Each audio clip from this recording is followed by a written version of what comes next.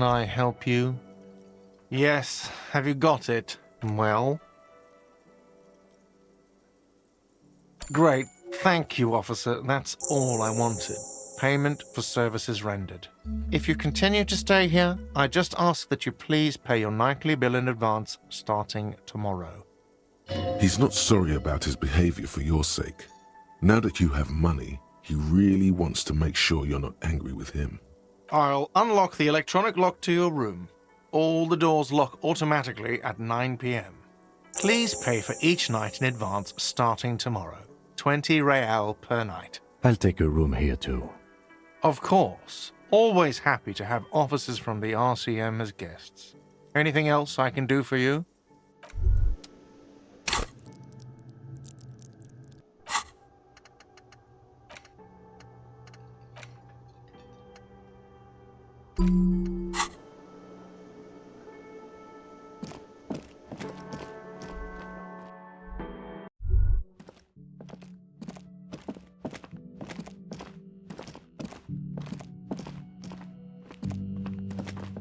This is the door to the room you redecorated. Just a moment. We should talk about our progress on the investigation. Let's go out to the balcony.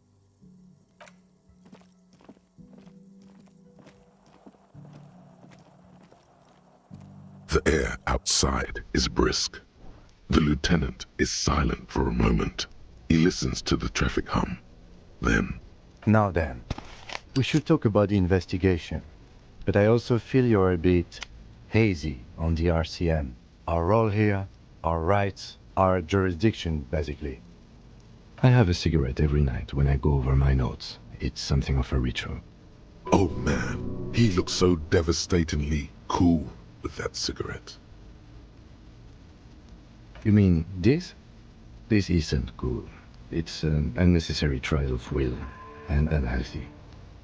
Keeping the habit within the parameters he's given himself takes a lot of focus. It would be easier to simply quit. Yes, it's been a long and eventful day. Well, we inspected the victim's body, so that's good. It was not easily approachable in that state, but we did it. Our inspection could have been more thorough, as it always can, but we have some leads we can follow up on. Then you shot him in the chest, which wasn't ideal, and we still have to get him down from the tree. Being sober also tends to help with precision. But moving on to the interviews. We didn't get to meet Revachol, but we did get into the harbor. It'll be easier to reach him tomorrow. We interviewed Joyce Messier, the Wild Pines rep, and learned a lot. None of it very good news for us, or Martinez, but above all though, today was exhausting. What's with all the running? You run a lot. Is that a stand-up Precinct 41 practice? I have a really good theory about why you're running so fast, son. Just you wait until we get up tomorrow.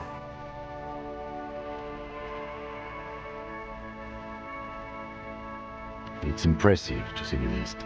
For a man your age, especially. Those are some stylish shoes too, by the way. Those loafers. Must be hard to run in those like you do. Thank you for the compliment. We could manage it even in wooden clogs.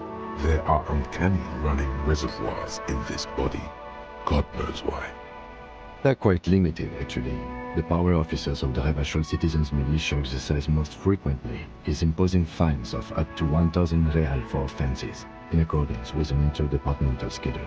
The RCM's primary role is to ensure safety. We are not really supposed to play any part in the economic structure of Revachol. Yes, although indirectly, as citizens can always request records from their local station. Officers of the RCM have been known to take bribes of less than the prescribed fine amount. It undermines trust in the RCM. We can arrest people, of course, but rather than bringing someone in directly, it's preferable to serve a station closely. It prevents confusion and overcrowding. You can't. Those who don't show up become fugitives, though, and have fewer legal rights when they are eventually caught. It's about power projection. Thus far, they seem to mostly show up. When power calls you, you come. But power itself is a fragile trick of perception. As you may have gathered from the fact that we are expected to carry a record of our kills, like the one in the watermarks, we are permitted to use whatever force is necessary, and strongly admonished not to abuse that power. You have to supply compelling evidence for why it was necessary to use lethal force. In these cases, your partner is usually your witness. Not a good position to be in, by the way. Internal Affairs handles these cases thoroughly, by cross-examining you for inconsistencies. It is hard to cover for anyone, which is for the best. We don't convict. We arrest and send them to coalition government courts in Couvron and La Delta. The prosecution works off our testimonies and records, which is why it's paramount to keep them. The coalition government and the moral intern more broadly. The RCM was formed by the coalition government to restore order in the international zone after the revolution. So we did. Now we attempt to maintain that order. No more, no less. Or perhaps it is better to say we were allowed to form. It's a point of contention whether the citizens of Revachol or the coalition government founded the RCM. Silence. A great comment to such a conundrum. The Moralist International are the world's largest political organization. You know who they are. They have been running this place after the revolution failed. They're a union of center-left and center-right parties across the Real Belt. Our coalition government is just one of its many projects. They also run the ICP, EPIS, most intergovernmental organizations in the world. What do they believe in? They are Dolorians. They believe they continue the humanist project set forth by Her Innocence Dolores Day 4 centuries ago. Others say they are just technocrats. Interesting question. It's a blue forget-me-not. Their motto is love, compassion, self-discipline. I think you can gauge what they want you to think of them from that. Something ominous, something even a little feminine, but in a strict manner. A historic figure? The author of the modern age? You will have to look elsewhere for opinions. The subject of humanism is too abstract for me. For you, she is something painful, though it's hard to say why. The moral intern are a fact. I try not to have opinions on facts until they change. And it doesn't look like that's about to happen.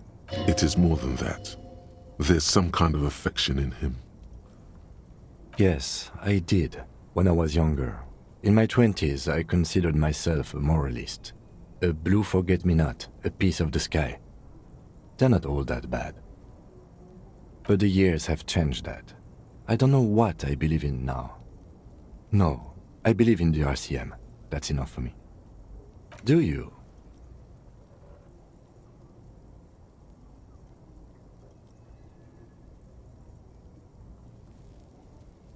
My kind of police officer.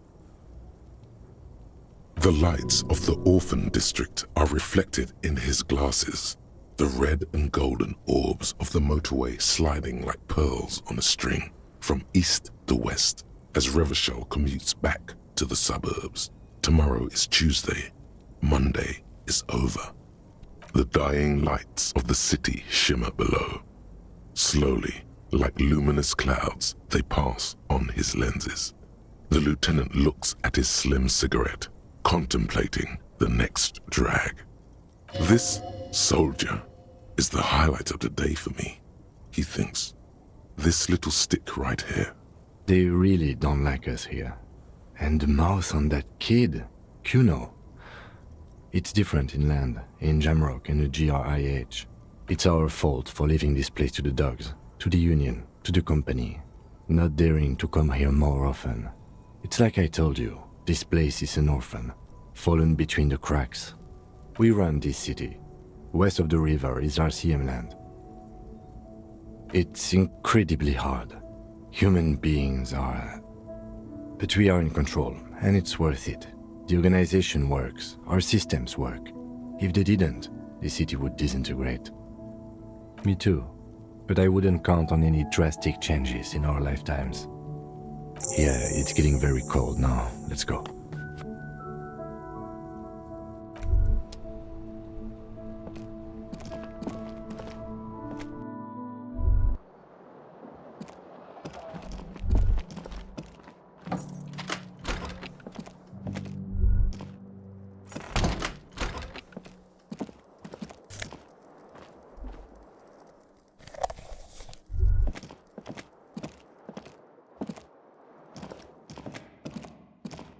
A mirror hangs on the bathroom wall. In it, your face, adorned with the expression.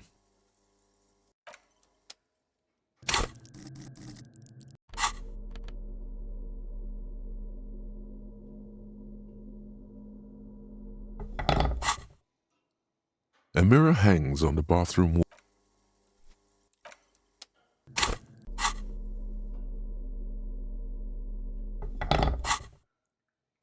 A mirror hangs on the bathroom wall. In it, your face. The chain cutters slip out of your hands as you attempt to twist the faucet into...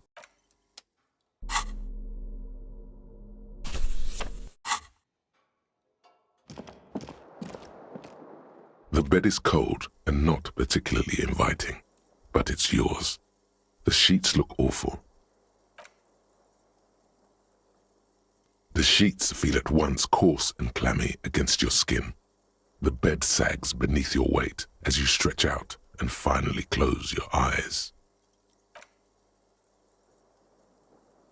And then sleep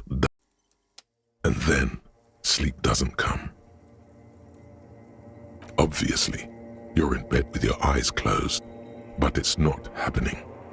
Maybe it's the bed's fault. Its synthetic filling has separated into hard lumps. The pillowcase smells oddly. It barely covers your toes, stretching over your soft belly. This is your body here, intimate and warm, breathing. Under your thrumming eyelids, you see a dizzying array of colors. You won't get off this carousel quite so easily. It's a little better. Colors, scenes, and half-formed phrases still litter your mind. Part of you is still trying to solve the case, isn't it? Something to do with, what was it that the lieutenant said? Union? And it's gone again. Your thoughts lost between the slowing brain waves. Your breathing steadies. A great silence washes over you until your eyelids twitch in your sleep and images start forming.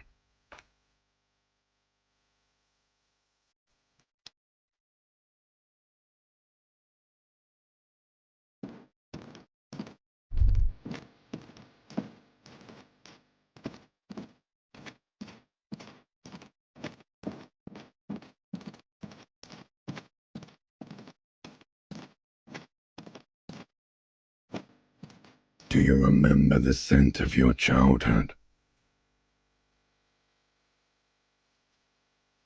Do you remember your wife's hand on your face?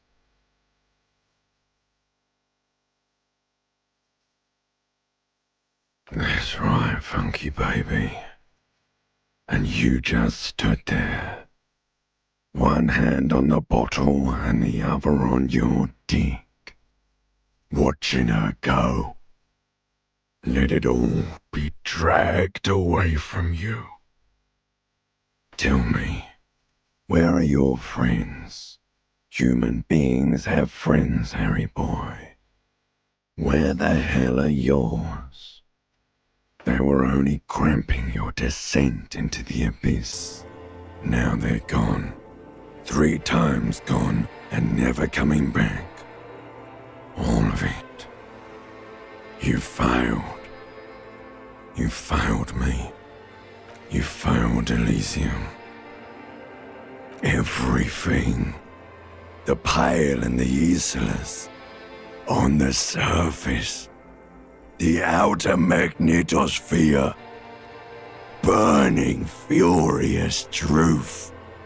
8,000 years of written history. You really dropped the ball, Harry. 4.6 billion people. And you failed every single one of them. You really fucked up. No, Harry. You were just talking to yourself. That's all you ever do. Even in your dreams. And the act is wearing thin. The spots of the disco ball fade around you. You'll be back in those cold snakeskins in no time, sweating up the bed. Stinky boy. You're not coming back from shit, thrashing around in that high conductivity state of yours, bumping into things and acting like a clown. Who are you kidding? You're trying to what? I can't hear you. This is just a word dream now. Jumbled up garbage. The pictures are gone. The bed rises to meet you. A thin, sleep-like state.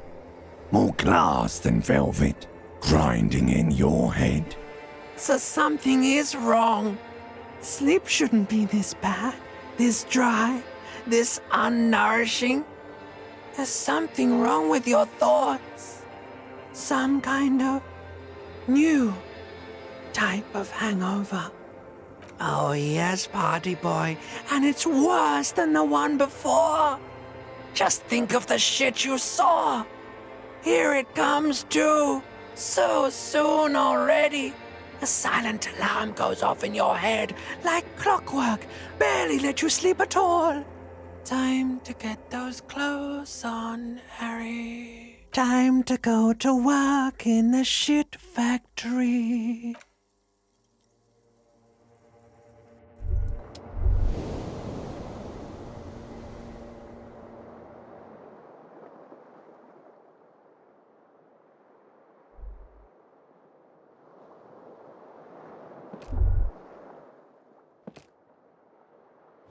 Good going, buddy. Oh, just a dream. You have ones like that all the time. You feel even worse this morning than you did last night. You mean, why are you so tired? Too tired and down to even think? It is worrying, isn't it? You can't be a detective like this. Detectives need to be able to think. It's just that your heart has finally pumped all the speed out of your system, Buster. Time to get some more. Don't do that. Stay strong. The hangover will wear off. You don't need to keep doing this to yourself. Are you sure? Ready to live as this pathetic shell of yourself for days? Basically, a week. Let's be honest, 2 weeks. Maybe 3. You won't make it. Half the town will be dead by then. You will be fired. Suit yourself, slow, sad shell man. See how you do without your spark. The window stands.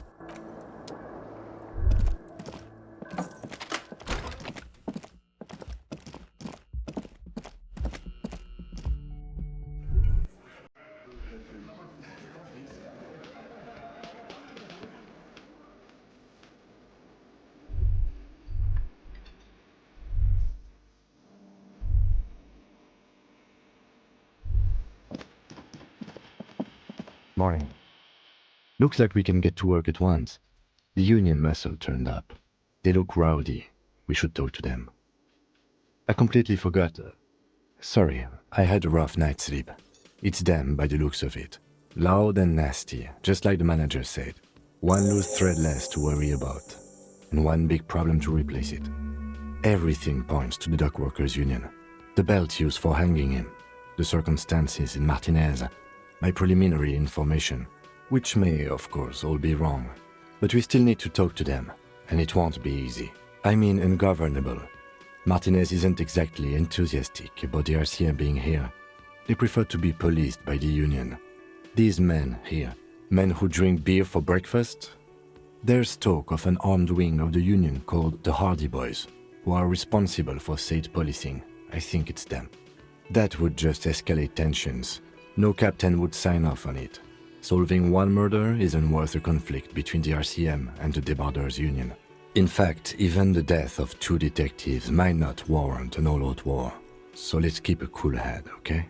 He's not exaggerating about that mortal danger. Just calmly factoring it in. Your fists clench and your pulse rises uncomfortably. One more thing before we do. We don't have to talk to them immediately. We can walk right past them, continue with our business. Good. A power move. Purposefully concentrate on something else first. They're in no hurry to leave. They think they own the place. Anyway, I leave that choice to you. Whatever you decide is fine by me. Just a moment. And there's no public phones nearby? The closest phone booth is down the coast. Sorry for the inconvenience, ma'am. It's fine, I understand. Thank you anyway. I'm glad to see you again, dear. The lady is distressed. Perhaps something more upbeat might cheer her up. Please don't trouble yourself about me, sweetie. I was just hoping to make a call, but the Whirling's phone line isn't working. A faint smile tells you she appreciates the effort, but at the moment her mind is on more serious matters. The union office probably has a phone, but I can't really get there, or to the phone booth down the coast. And Gary's phone is dead too. To let the young woman who's house-sitting for us know that we may be delayed. Morel, my husband, and our friend Gary were supposed to get back by Monday night, but they're still missing, and I haven't heard from them. I was also hoping she'd heard from Morel. You hear that?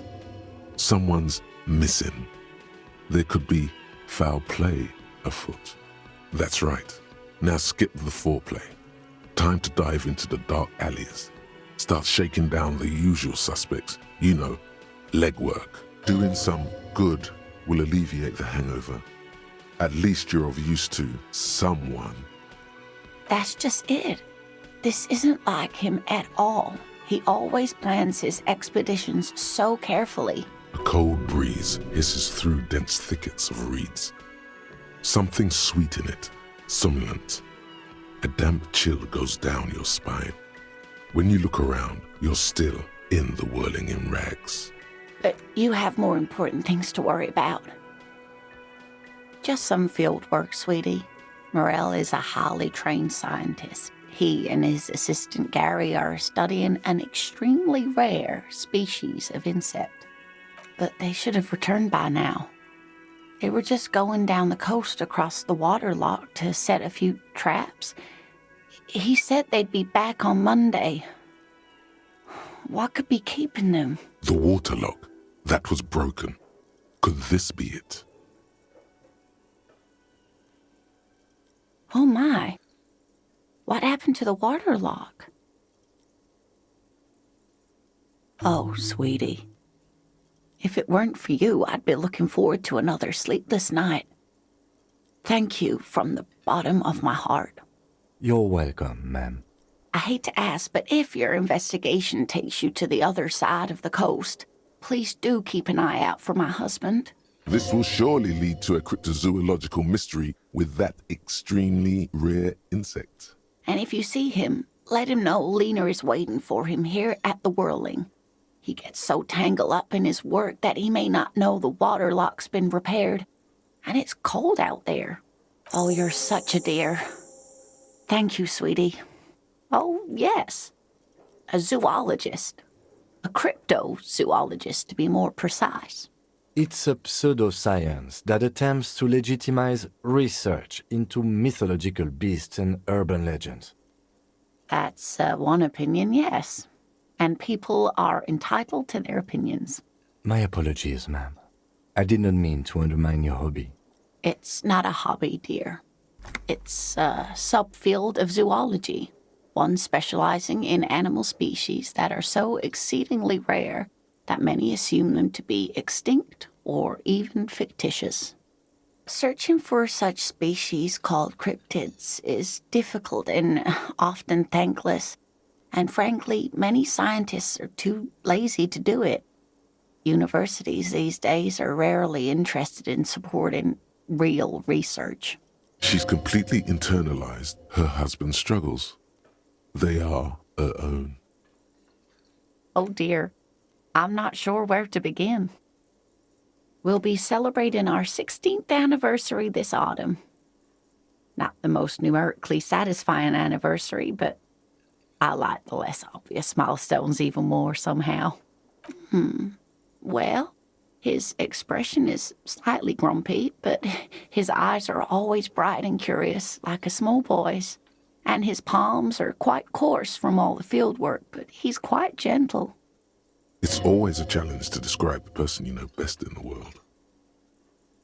Oh, well, he's a bit shorter than you, but with a larger frame, and he has longish white hair, usually a bit uncombed. You might say wild, even. The lieutenant pulls out his notebook and begins jotting down the woman's description. One other thing, he'll likely have all kinds of field gear on him, even if he's not out in the reeds, just in case. Via dating agency, I'm ashamed to say. I was looking to get back into the scene after recovering from my accident, and he'd just divorced. We hit it off, and, well, here we are. I hope I've been useful.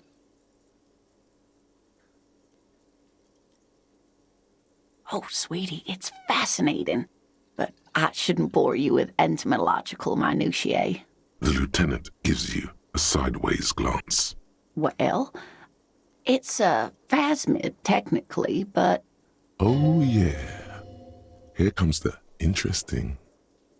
Where other phasmids imitate sticks or leaves, this one's a living reed. It disguises itself among the reeds here on the Insulindian coast. Hence its name, the Insulindian phasmid. Perhaps you'll end up co-discovering the phasmid with us, officers. There's a touch of awe in the way she enunciated the creature's name. I knew it. We're gonna be chasing made-up insects with cryptozoologists. It's not made up, officer. I can assure you. There's a hint of defensiveness to her retort, but also confidence. She seems to sit up a little straighter in her chair.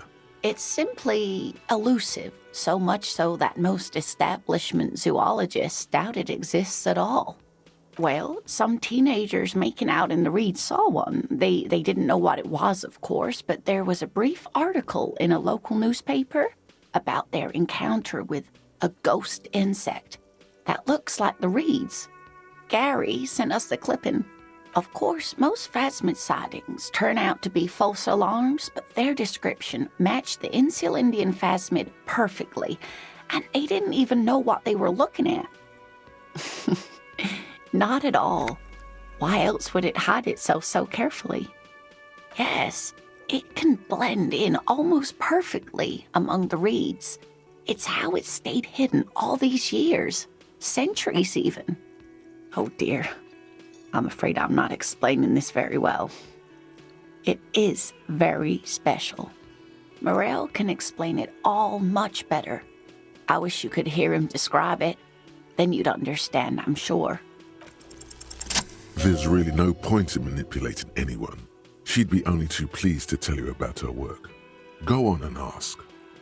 Oh, I'd be delighted.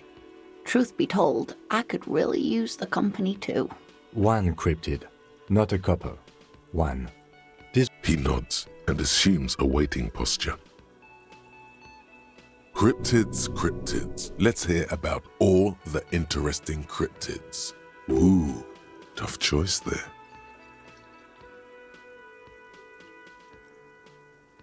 Yes, it's the kind green ape, half war story, half undiscovered species in the genus Homo. Yes, it was reported by soldiers in South Safra during the war. The kind green ape would visit bunkers during the night, healing wounded soldiers with its saliva. Yes, it has amazing healing qualities. Some soldiers reported growing back limbs, regaining their sight. Indeed, there is. It's our closest relative among the cryptids. Same taxonomic family, different genus. Which is to say, the kind green ape is a species with which we share a common ancestor and that evolved parallel to our own, just like your partners. The lieutenant looks at you, pleasantly surprised. Oh, no, I didn't mean to imply that Saolites are inferior to us in many ways. You are superior. For example, your earwax doesn't have a foul odor like ours does. A tremendous evolutionary advantage, I'm sure. But perhaps we've had enough speculative biology for today? Of course, dear.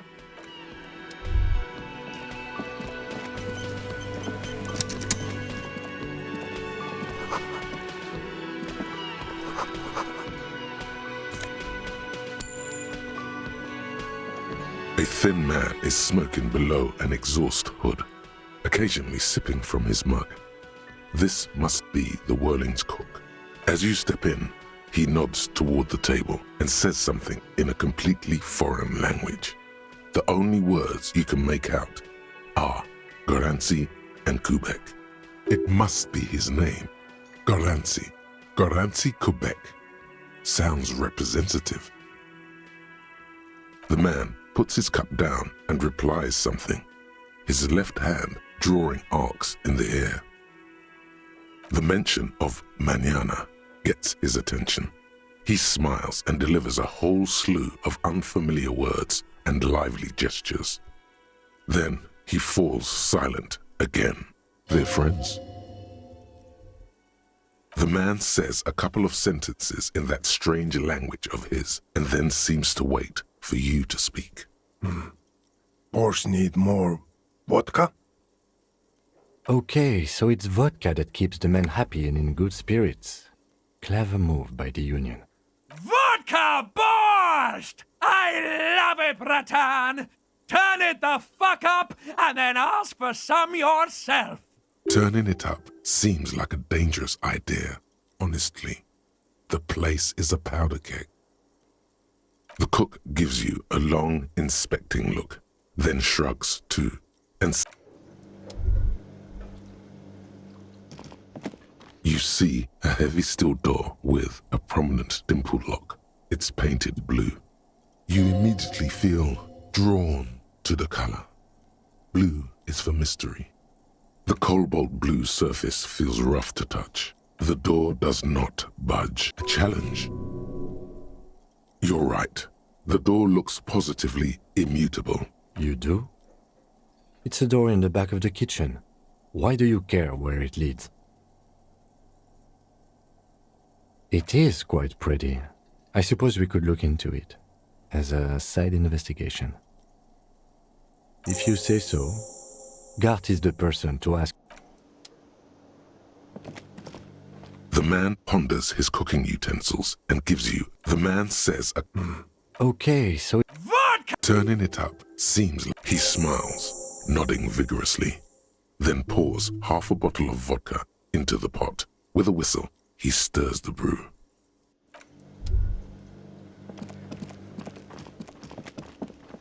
Can I help you? Another thing. Great. Yes, and the phone company is taking its sweet time sending someone to fix it. Losers. It's not strange, it's inconvenient.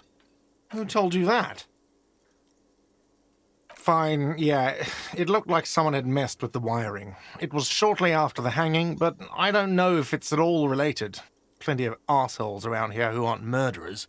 If you do find out who cut the line, though, let me know, so I can forward them the repair bill. Oh, yes, that door, sure. There's nothing mysterious about it. It's just a door. No, I don't have a key. I don't know how to get there.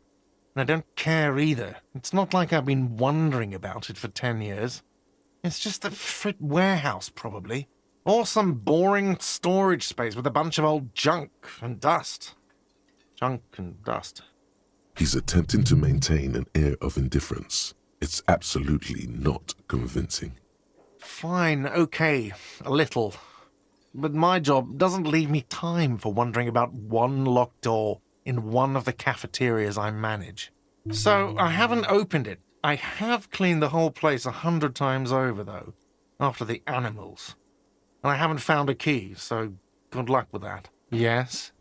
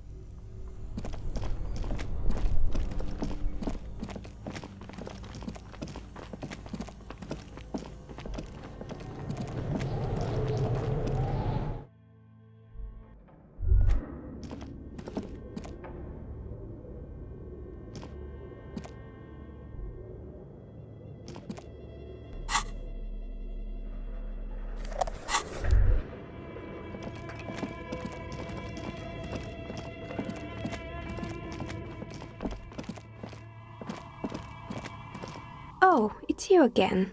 Are you looking for a die?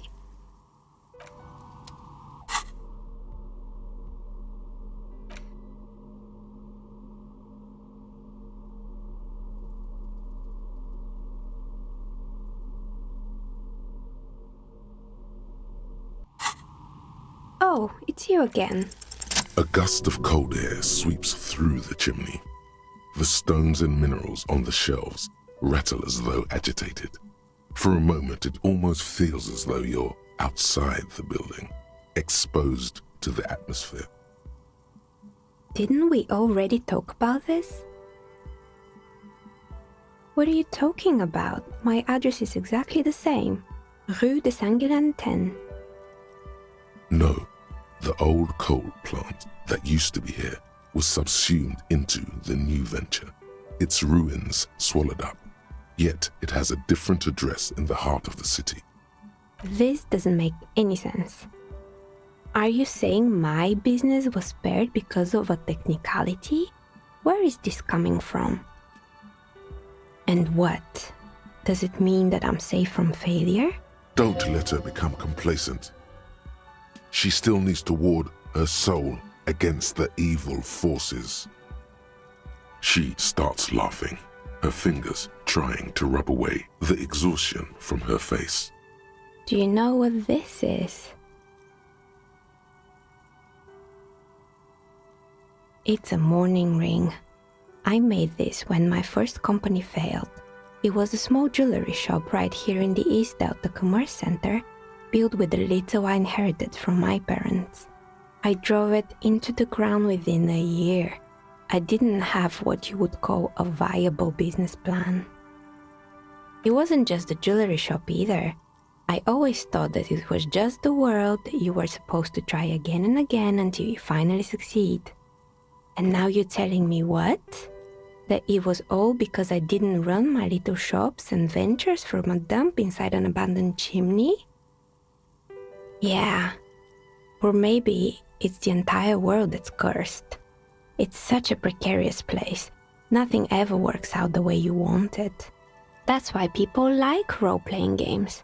You can be whoever you want to be, you can try again. Still, there is something inherently violent even about dice rolls. It's like every time you cast a die, something disappears. Some alternative ending or an entirely different world. But anyway, thanks for sharing your theories, officer.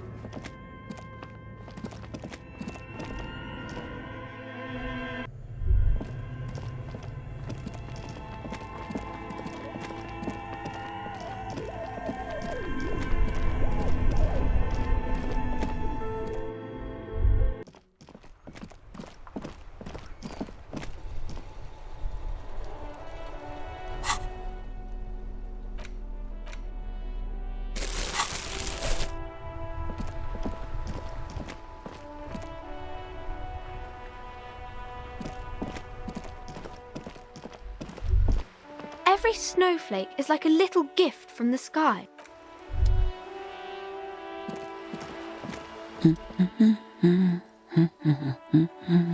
Yes? Hello? Me? No one. I'm just a working class woman. She doesn't really want to be disturbed that much. Looking for something to read. It is. I know you are. Everyone can see that. The rectangles. What with? This citizen thinks she can do without your assistance. Don't buy it. They all need help. Help her by carrying things? The woman before you nods and returns to her reading.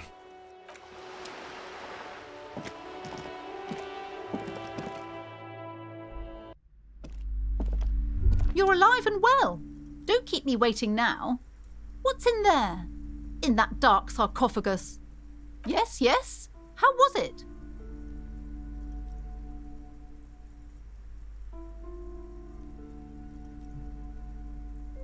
I knew it. Oh, such horrors that have been thrust upon us. But what else did you find? Did anything survive? No, of course not. Have you located the entity? A novelty dice maker? Well, spit it out. Why does she need the dice? For some kind of sorcery? I don't understand. If it's not her, then where is the source of the doom? How did she explain the curse? Before you say anything, ask yourself, is the woman really able to withstand the truth? Just don't say you don't have any answer yet. The uncertainty is killing her.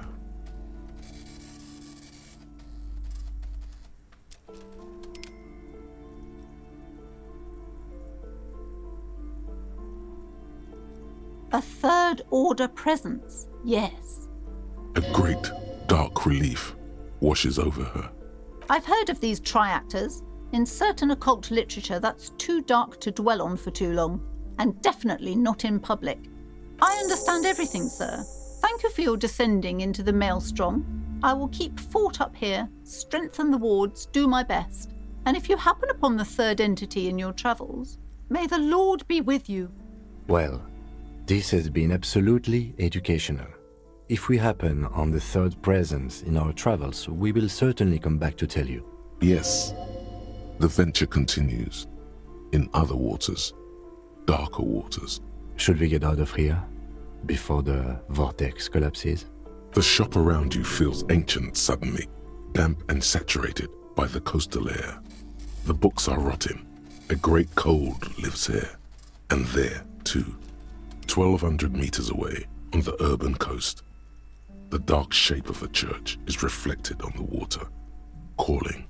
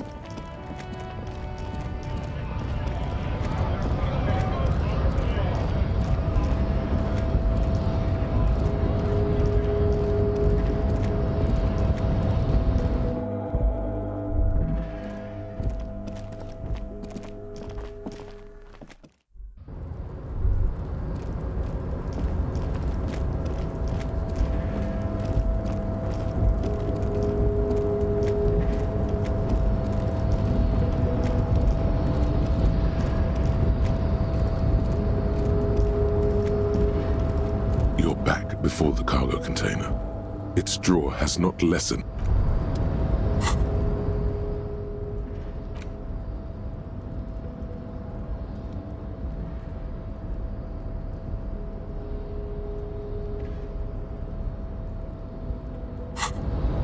You're back before the cargo container, and as it's always been.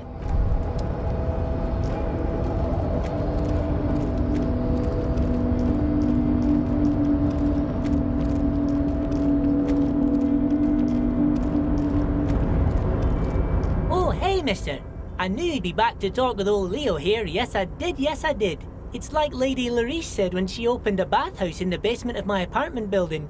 They can only get so far before they're aching to get back. and lots of folk really did keep coming back. No trouble at all, mister.